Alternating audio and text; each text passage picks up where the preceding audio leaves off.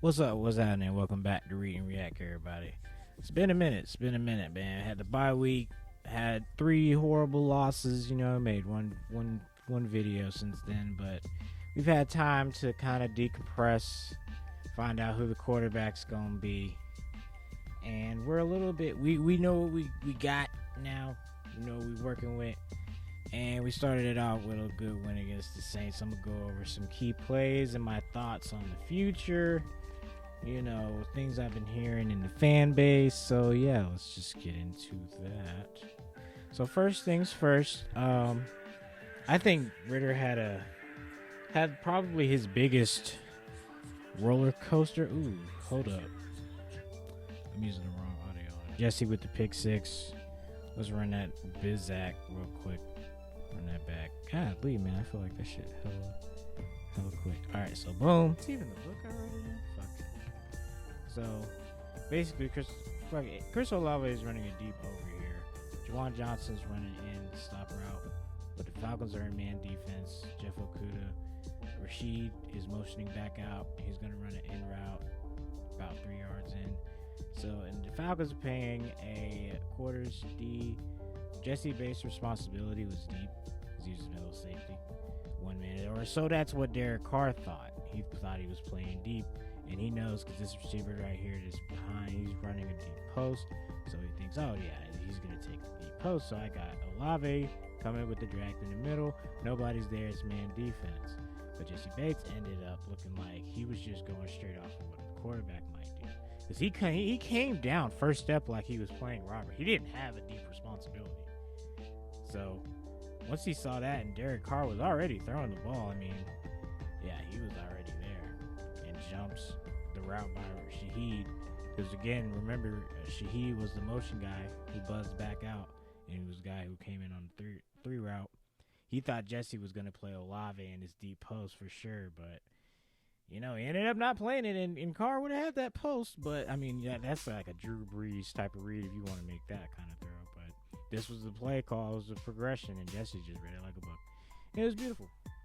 Again, man, the Falcons have never had like an impact player like Jesse Bates since Deion Jones, and that's not saying a lot for Deion. But Jesse Bates is a monster, man. Like, he's playing like all pro. Like, he's worth every penny. Like, if you go out and spend that money in the offseason, they say we overpaid for this guy. Like, what are we talking about? Like, and then this isn't even his last. It's not like he only has like one of these every game. He was going into the bye really slow. He was getting fooled a lot. They looked like they was figuring him out. But I don't know, man. It's like when we're up against bad quarterbacks where we can just like take advantage for that. They think whatever they think they see pre-snap is what it is. Because that's a lot of Desmond's problem. That's a lot of the young QB's problem in the league. So you can take advantage of that from the other side. And for our standpoint, we just got to start realizing matchups pre-snap. At this point, formation should already be, you're going to run one or two goddamn coverages.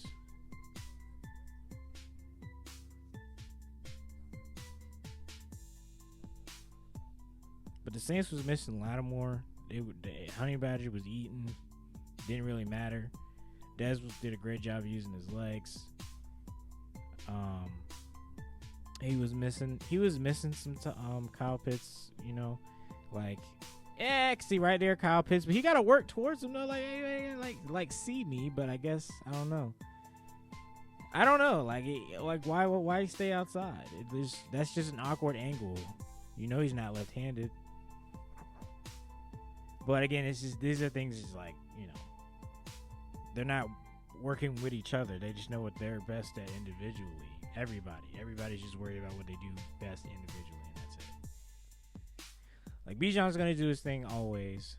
This offensive line snap, bro. Y'all remember where I was saying like, damn, bro, they can't run the ball like that no more, bro. They was kicking the Saints' ass, and I remember y'all. I said the Saints was gonna play. I said they best, man.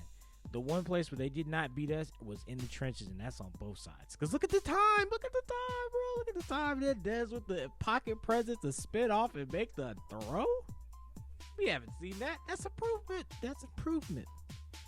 Scotty Miller going deep. Oh, wow. That was a good little play. And we had Patterson coming in. It's the second quarter. 2 minutes left. He was hammering them down. They had to bring 9 in the box. They was trying to flow, and they still couldn't get there. Caleb McGarry and Lindstrom and Bergeron. Bergeron was the number 1 rated offensive lineman in this week. It's amazing. That's a good stat, and that's nothing to sleep about. Man, this right here, bro, I wish you could have had that. I wish we could have gotten that one, man. Because that's, oof. That's big play. We got to have it. Epic Hetty, man, had a good play. Had a great game. Had a really good game. He looked like he's getting different moves. He's got different moves out there. I've seen a spin from him. I like that little chop down, that speed rush. That looks to be one of his go-to weapons. He needs to be playing more. He doesn't get as much snaps as Bud Dupree and all that. But, I mean, if you think of first down and second down as run downs, then you want Bud Dupree in there stumping the run, and then third down. This was, again, a great play by Jesse Bates, running back. So, the Saints got greedy here, and usually they'll get up to the line quick, snap it, and then not hike the ball because, they're like, 2 seconds left? Nah, we'll just let it run and we'll come back out. We don't want to force it, but of course the Saints are going to they're like, let's be aggressive here. Let's see what we can get. It's first down. We really can't lose. So you run what's been working, and you run the quarterback power whip, Taysom Hill, get your lead blocker. Your linebackers are good. There's nobody in here. It's all safeties. It's all cornerbacks. But after that, Richie Grant did a great job filling and forcing it back to his help. So he secured the legs, and then Jesse comes in, great timing, and bam, that bitch. Like, you can't draw that up no better than that. You can't draw that up no better than that. Yeah, we back. Sorry about that. But yeah, man, like, how do I feel about Ridder now? At this point, I'm ready to just make him QB2.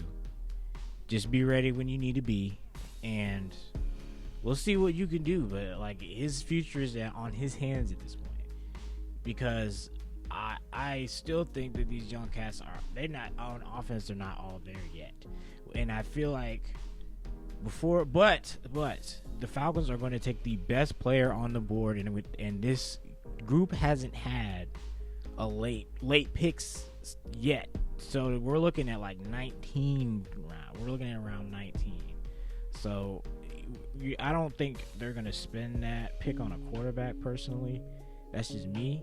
But I feel like they go tackle before they go quarterback, if that's the best player on the board. We're about to see tonight if Bo Nix is the guy. If Bo Nix snaps tonight and then makes a noise in the playoffs, he's going to move up the board. And personally, I'm going to make a video about it, but I think that Jaden Daniels and Bo Nix could go before Caleb Williams and Drake May. But that's just me, because I just don't know what the fuck y'all see that these niggas did that puts them just the best, like the best in that class. Because we don't know if Jaden Daniels is going to win Heisman, but it looks like he should be the flat-out winner. I'm getting out of that. We're gonna make a video about. I gotta make a video about quarterbacks. But yeah, I want to see him move on, but I'm not gonna move on if I don't feel like I'm getting better than Ridder. Let's say that. I'd rather let Ridder get another year and add more weapons until we can finally land that QB. That is gonna change just the landscape of this team completely. Because you're not gonna.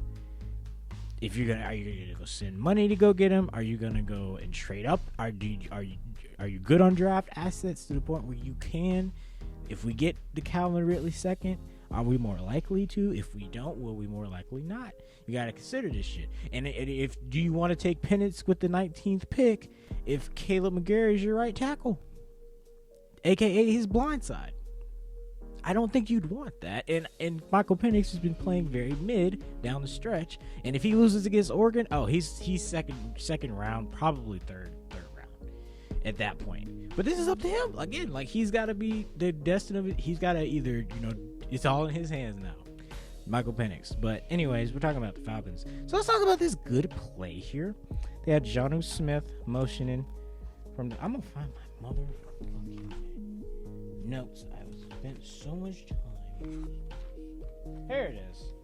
All right, so this is the Bijan touchdown. 1st and 10. No, this is yes, it is. Okay, so boom. Let's go back. All right, boom. So we got This is Cordero Hodge, I'm pretty sure, at the top of the screen.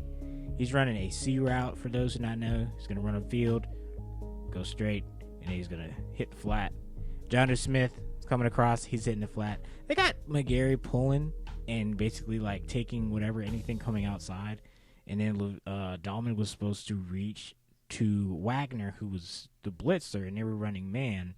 So this safety was on this side of the field, and he was actually following Jonnu in man. So once he took him away, that now leaves this route right here at the bottom of the screen, which was just a simple slant route.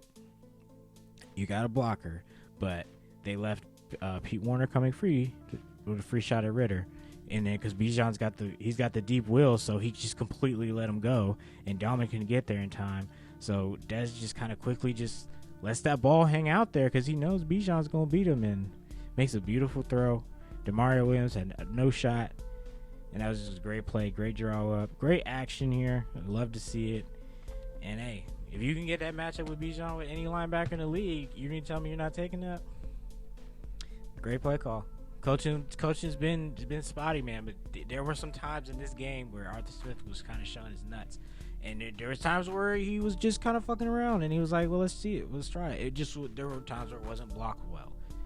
They didn't show where they shifted the tackle. I know y'all were pissed about that, but had it been blocked well, and Ridder gave the ball to Algier, I feel like that was the proper read.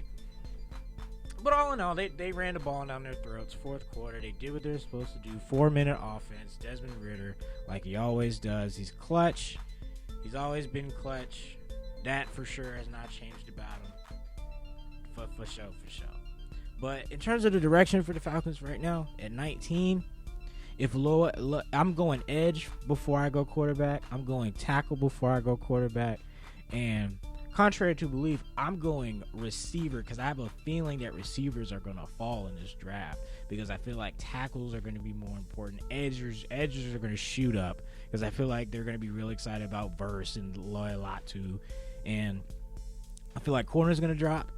But quarterbacks are going to be shockers. Like, I still think Caleb Williams goes top 10. I'm not saying he's going to fall like that. But him, the guy, that if he falls to 2, that's a big deal. You know, like that's the big deal for him because he's supposed to be projected number 1 since the goddamn season started. But I just don't feel like GM's gonna take that chance after everything they're seeing in football, the soft mindset and the shit he said and does. Fan bases aren't gonna want to get behind this guy. As soon as he makes one mistake, the fan base is gonna want him out. They're gonna be calling him all types of sissy bullshit. I'm talking about Caleb Williams. Drake May, I feel like hasn't played no competition like that to be saying that he's the for sure number 2. It's all fucking hype, bro. Like we've seen dudes like this, Adama doesn't go through the league, hyped as fuck, Heisman winners, all these yards, but in these perfect systems in college, and it's like, yeah, bro, you can do all that dancing around in college when you got probably one defensive lineman who's running a 5 flat, but then when you get in the NFL and all those niggas are running 4.6 and 4.7, all of a sudden all doing all that dancing don't work no more, and then you wonder what happened to these guys, and it's just the speed changes. It's just crazy. It's a different level, man. It's a different level. Some of us can dominate in a level, but just cannot make it. Can't even be the average Joe at the next level, and that's just how it is. That's life. But some of y'all are just gonna keep going with the hype, so I'm gonna let y'all eat that hype. But stay tuned for my quarterback video because that's gonna be the first non-Falcons video we do this year. And thank y'all for tuning in today. Sayonara, Arrivederci. Peace out. Oh, hey, her friends and then some. At her crib, wrapped in rich. She said that I'm handsome. Be prepared, they won't share. Money fold, money tear. Waste your lung smoke in that air. Sherbert skunk, don't shit compare. All this dope, turn to dust. All this weight, it get you crushed. My game, we bounce back like rubber. Blew them bands, then blew my